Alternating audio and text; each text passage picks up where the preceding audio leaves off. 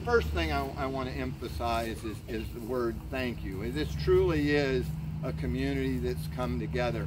I think it's a testament, again, to what we're doing, that the Gap House opened a little less than a year ago. It now is fully occupied.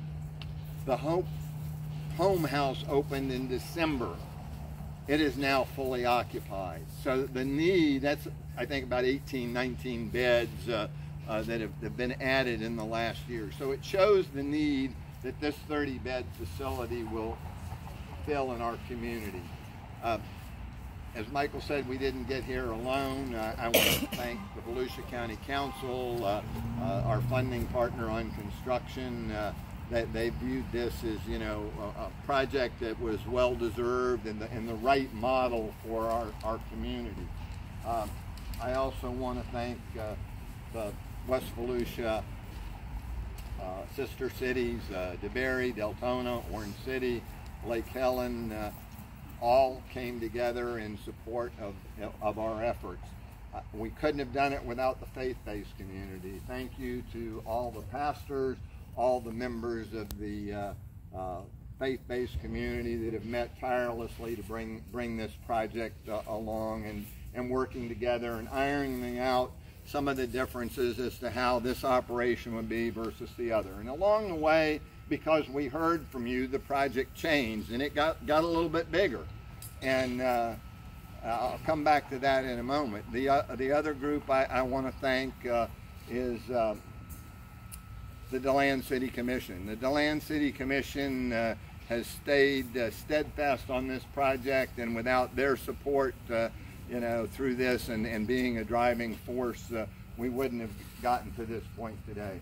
And to our city manager, Michael, you kind of shepherded this. You had a lot of meetings with the faith-based community, contractors, the various groups and the committees that you form for food, management, all that stuff. And last and certainly not least, in our community we have a good service provider.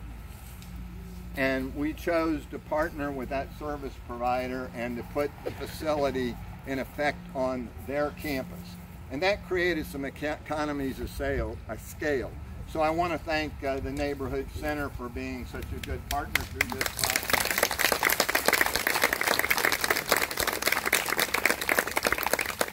While in some respects, today is the culmination of a lot of efforts and we're going to break ground. But in a very real sense, it's just the beginning. And back to the facility getting a little bit bigger. You know, one, we're going to need the faith-based community volunteers and other volunteers to make this work. The whole plan is centered around a tremendous amount of volunteer involvement. And because it's a little bit bigger and it's going to be feeding some more people than we estimated, I just ask all of you to, from groundbreaking to ribbon cutting, to please continue to plan, find more volunteers. Let's be ready when this opens to really get after it, so to speak, and serve the community in need. Keep shoveling. All right, keep shoveling. And this is cost-cutting measures. We're gonna